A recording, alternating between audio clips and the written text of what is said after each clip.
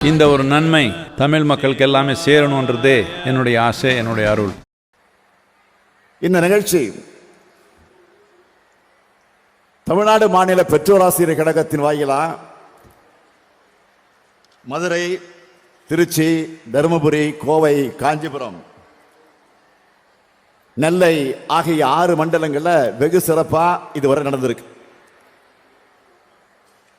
இதுவரை நடந்த 6 நிகழ்ச்சிகள்ல சுமார் 1,95,000 பள்ளி பெற்றோர் ஆசிரியர் கழக உறுப்பினர்கள் கலந்து கொண்டாங்க. 7வது மாநாடாக இங்கே விருத்தாசலத்தில் நடைபெறுது. இந்த மாநாட்டுக்கு கடலூர், விழுப்புரம், திருவண்ணாமலை, பெரம்பலூர், அரியலூர், கள்ளக்குறிச்சி மற்றும் மயிலாடுதுறை ஆகிய 7 மாவட்டங்களில் இருக்கக்கூடியவர்கள், எல்லா பள்ளிகளுடைய பெற்றோர் ஆசிரியர் கழகத்திலிருந்து சுமார் 1,00,000 உறுப்பினர்களாகிய நீங்க வந்திருக்கீங்க. பெற்றோர்கள் ஒவ்வொருவரும் பல்வேறு பணிகளை இருக்கிறவங்க. அதை எல்லாத்தையும் ஒதுக்கி வச்சுட்டு எங்க அழைப்பை ஏற்று வந்திருக்கிறீங்க. வருகை தந்திருக்கக்கூடிய உங்க எல்லாருக்கும் தமிழ்நாடு அரசின் சார்பில் மனமார்ந்த நன்றியை நானும் இந்த நேரத்தில் தெரிவித்துக் கொள்ள விரும்புகிறேன். இது ஏதோ கூடி களையக்கூடிய மாநாடு இல்லை. தமிழ்நாடு அரசால மாணவர்களுக்காக நடைமுறைப்படுத்தப்பட்டு வரக்கூடிய திட்டங்களை உங்களுக்கு சொல்வதற்கான ஒரு நல் வாய்ப்பு. மாணவர்கள் உள்ளத்தில் நேர்மறை எண்ணங்கள் தோன்றி சாதனைகள் புரிவதற்கான விழிப்புணர்வையும், பெற்றோர்கள் தங்கள் குழந்தைகள் அடுத்த கட்டத்துக்கு அழைச்சிக்கிட்டு போறது மற்றும் குழந்தைகளுடைய பாதுகாப்பு சார்ந்த விழிப்புணர்வையும் இந்த மாநாட்டின் மூலமா தமிழ்நாடு பள்ளிக்கல்வித்துறை வழங்கி வருது. அரசு பள்ளிகளுக்கு பெற்றோர்கள், பள்ளியினுடைய முன்னாள் மாணவர்கள், பொதுமக்கள் எண்ணற்ற பொருட்களை நன்கொடையாக தந்து ஊக்குவிச்சுட்டு வராங்க. அரசு பள்ளிகளுக்கு இதுவரை நன்கொடை வழங்கின கொடையாளர்கள் இங்கே பாராட்டப்பட்டிருக்காங்க. பெற்றோர் ஆசிரியர் கழகம் மிக சிறப்பான பணிகளை தொய்வில்லாம செஞ்சுட்டு வருது. தமிழ்நாடு மாநில பெற்றோர் ஆசிரியர் கழகத்தின் மூலம்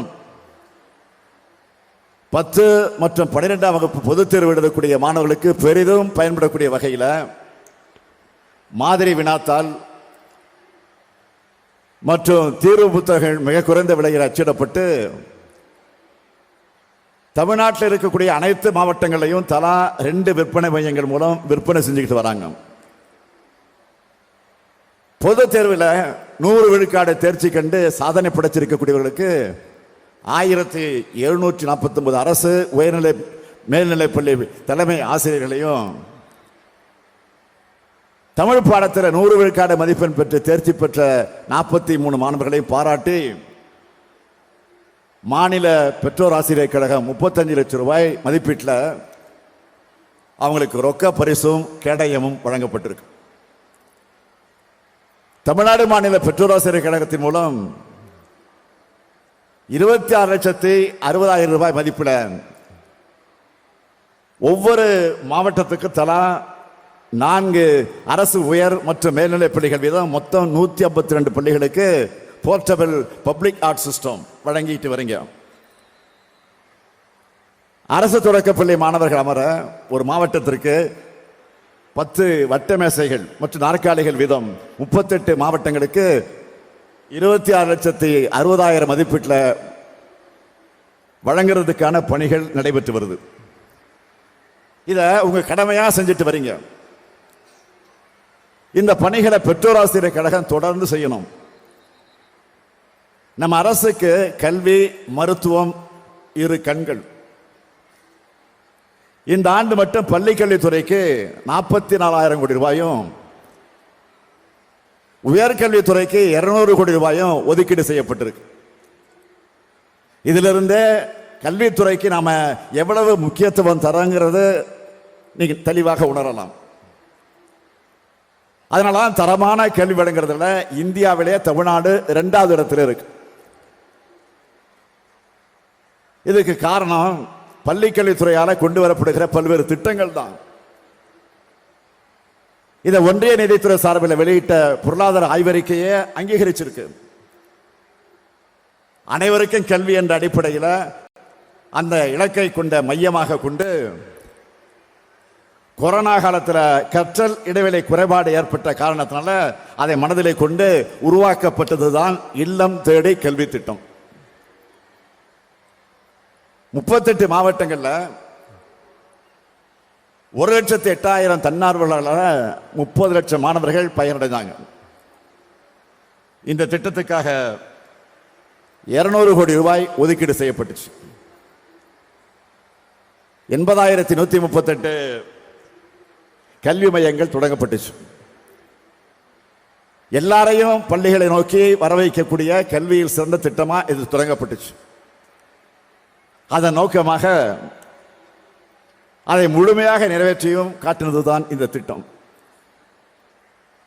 புதிய செயலி மூலமா பள்ளி செல்லாத 1,88,487 குழந்தைகள் கண்டறியப்பட்டு உரிய வகுப்பில் சேர்த்து பயிற்சிகளை தந்திருக்கிறோம். பள்ளிகளில் படிக்கிற 16 லட்சம் மாணவர்கள் பயன்பெறக்கூடிய வகையில் இன்னும் எழுத்து இயக்கம் தொடங்கப்பட்டிருக்கு. கல்வியில் பின்தங்கின மாவட்டங்களில் மாதிரி பள்ளிகள் தொடங்கப்பட்டிருக்கு. இது போன்ற பல்வேறு திட்டங்களின் மூலமா பள்ளி கல்வி செழுமை பெற்று வருது. இதையெல்லாம் சொல்றது யாரு? ஒன்றிய அரசோட அறிக்கைகள், மத்திய அரசினுடைய அறிக்கைகள், ஒன்றிய அரசினுடைய அறிக்கைகள். ஒன்றிய அரசோட பொருளாதார ஆய்வறிக்கையில தமிழ்நாட்டினுடைய கல்வி தரத்தை மனதார பாராட்டி இருக்காங்க. ஒரு பக்கம்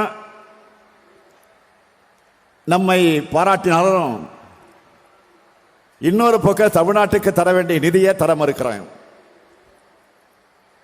ஒன்றிய அரசு 2,152 கோடி ரூபாயை தமிழ்நாட்டுக்கு தராம நிறுத்தி வச்சிருக்காங்க. இது 43 லட்சம் பள்ளி குழந்தைகளுடைய நலனுக்காக செலவு செய்ய வேண்டிய தொகை. தேசிய கல்விக் கொள்கையை ஏத்துக்கலன்னு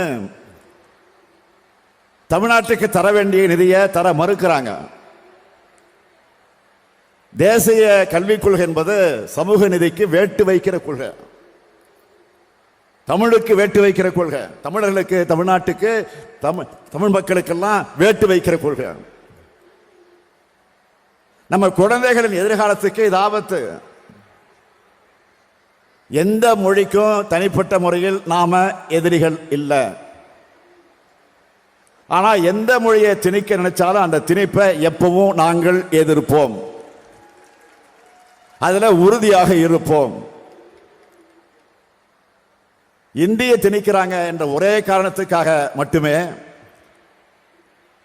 நாம தேசிய கல்விக் கொள்கையை எதிர்க்கல. மாணவர்களை பள்ளிக்கூடங்களில் இருந்து விரட்டுகிற கொள்கை அது, பள்ளிக்கூடத்தை விட்டு துரத்துகிற கொள்கை அது. அதை பெற்றோர்களுக்கு, ஆசிரியர்களுக்கும் உணர்த்தி இருக்கிறோம், தொடர்ந்து உணர்த்துவோம். ஒன்றிய அரசின் கொள்கையால என்னென்ன பாதிப்பு வரும் என்பதை சிலவற்றை மட்டும் சொல்றேன். நாம கடைபிடிக்கிற சமூக நீதி கொள்கையை நீர்த்து போக செய்வது, பட்டியலின, பழங்குடியின, இதர பிற்படுத்தப்பட்ட மக்களுக்கு இப்ப உதவி தொகை தர்றோம். இதை ஒன்றிய அரசின் திட்டம் மறுக்குது. 3ஆம் வகுப்புல பொது தேர்வு, 5ஆம் வகுப்புல பொது தேர்வு, 8ஆம் வகுப்புல பொது தேர்வுன்னு வச்சு பிள்ளைகளை வழிகட்ட பார்க்கிறாங்க. 9ஆம் வகுப்பு முதல் 12ஆம் வகுப்பு வரை செமஸ்டர் தேர்வு முறையை கொண்டு வர போறாங்க. அதாவது ஆல் இண்டியா எக்ஸாம் போல நடக்கும்.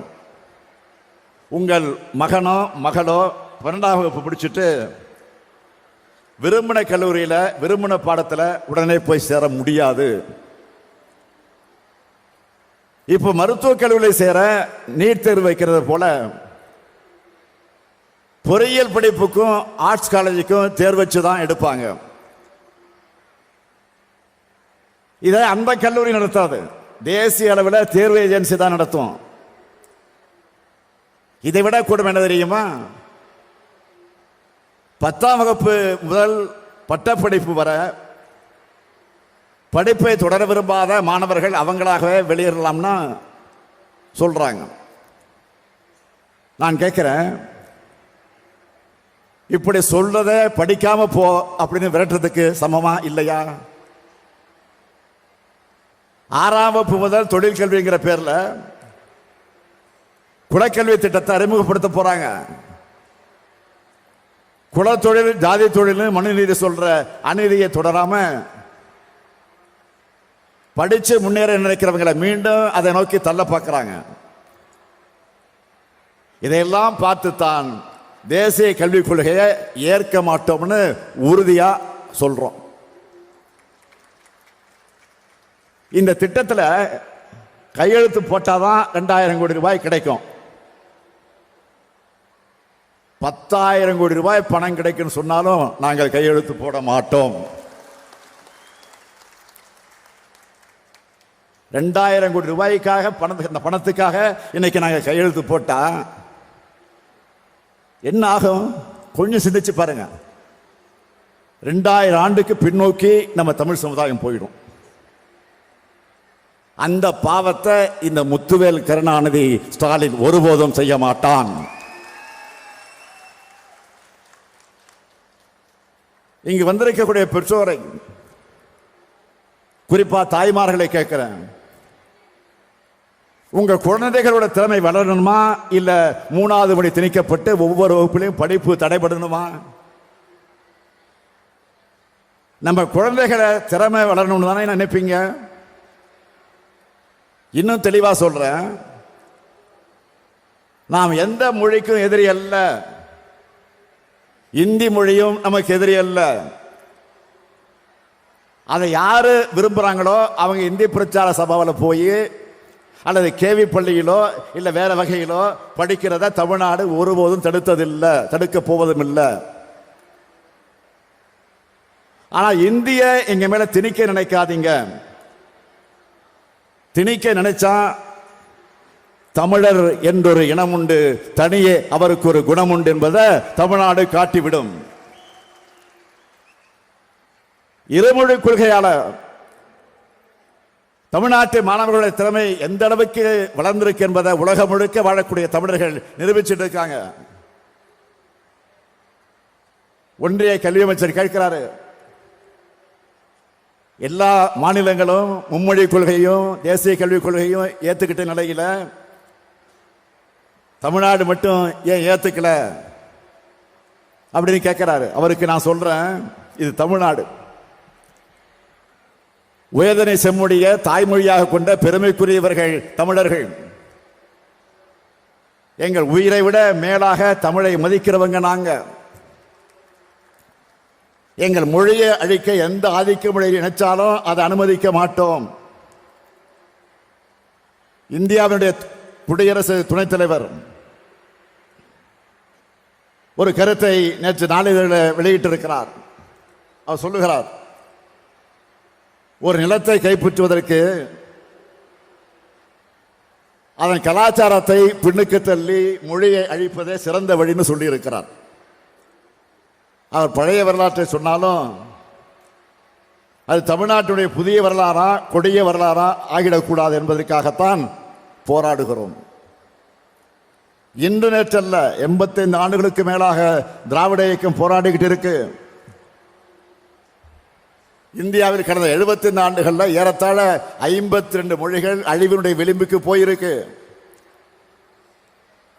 இந்தி பெல்ட் என்கிற மாநிலங்கள் மட்டும் கிட்டத்தட்ட 25 மொழிகள் அழிஞ்சிருக்கு. தாய்மொழியை இழந்து இந்திய ஆதிக்கத்திற்கு பலியான மாநிலங்கள் இப்பதான் மெல்ல மெல்ல விழிப்புணர்வு அடைஞ்சிட்டு இருக்கு.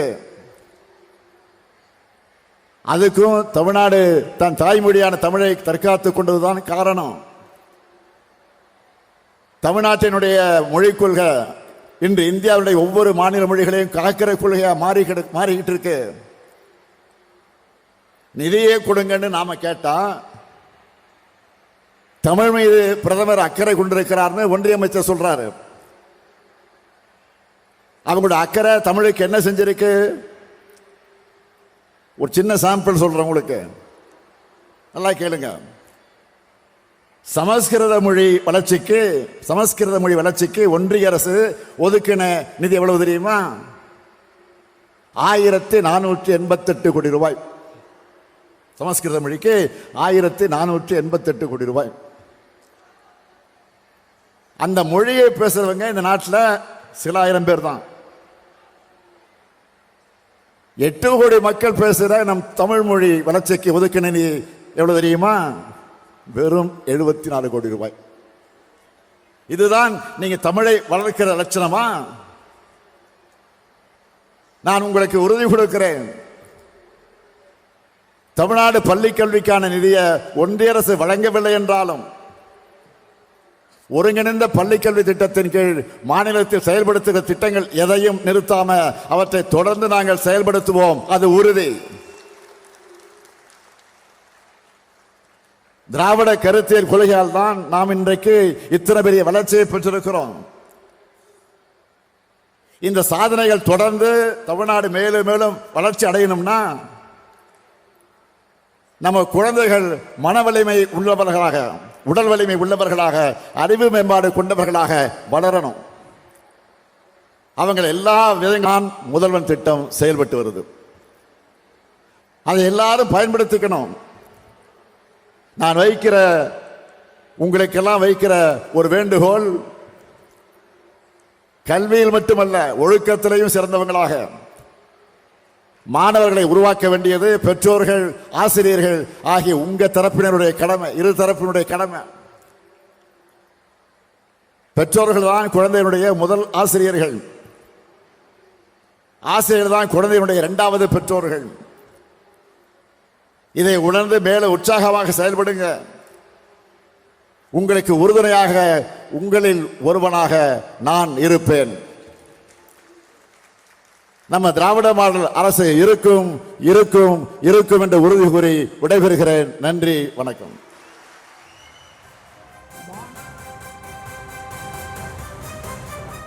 இந்த ஒரு நன்மை தமிழ் மக்களுக்கு எல்லாமே சேரணுன்றதே என்னுடைய ஆசை, என்னுடைய அருள்.